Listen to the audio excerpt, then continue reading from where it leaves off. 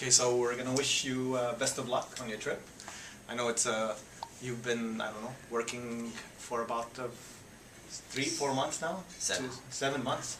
All right, it felt like a long time, and I'm very curious as to if you can tell our friends and family what ingredients you're working with in this competition. Last competition, you were working with different ingredients, and is this a little bit more challenging, more fun, more nerve-wracking? All of that. Yeah, different ingredients for sure, and a little bit more of a challenge, much more of a challenge for me. So like Marwan was saying, I've been working, getting prepared for this since January of this year, but really started training since March. Early March is when I received all the documents from Paris outlining what the whole program would be and what I'm required to do while I'm there. And it's a 5-hour competition. I'm walking into a kitchen that I've never seen before. I have no idea what it looks like. It's a communal kitchen, and I'm sharing it with 12 other chefs from 12 different countries. Each chef has one assistant. It's a culinary student. The actual competition is taking place at a culinary school called Ferrandi in Paris, and each chef is giving a commis or an assistant that we don't meet till that morning of the competition. I think most of the times these other chefs, they don't speak French, and the culinary students obviously are French, so there's obviously going to be some communication difficulties, but your French is pretty decent. Speak though. a little French, so yeah. Be able to hopefully one-up a few of the other guys. So you're working with veal for the first course? Lamb. Lamb for the first course. Yeah. You've got to use with the shoulder, or? I have to use the saddle of lamb, which is essentially the loins of the lamb right before the legs.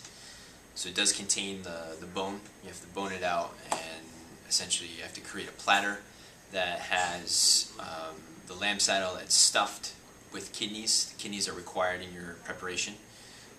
So I'm doing a very sort of classic stuffed lamb saddle that has the kidneys inside it. It has a straight force meat with some of the lamb trim, some pork jowl, which is the sort of cheek, throat area of the pork, very fatty. Sort of like a sausage stuffing with the kidneys wrapped in parsley and bacon, put in the middle. All that's rolled, tied and roasted, and then presented whole on a platter with my 3 other garnishes, which I am required to use carrots in this preparation. So I'm doing a carrot tartlet. I'm required to use banana, believe it or not, in this. So I'm doing a banana royale. You know, everybody thought that's the best part of the plate so far. I mean, everything else on it is great, but that little piece is what everybody comments on. It's interesting, yeah, it's unique. I struggled. That was probably the component of my whole program that gave me the most trouble, was figuring out how I was going to use the banana. I'd never cooked banana with lamb before, and it was a challenge, to put it that way. And I think now it's where it needs to be, and I think it fits well, and it's harmonious with the rest of the plate. So I think it's going to go well. And the other garnish, so I have 3 garnishes. The last garnish is a zucchini with mushroom, sort of made into a lattice sort of cap and formed into a mushroom.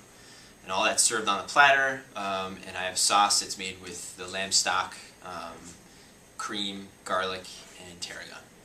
So that's my whole lamb program.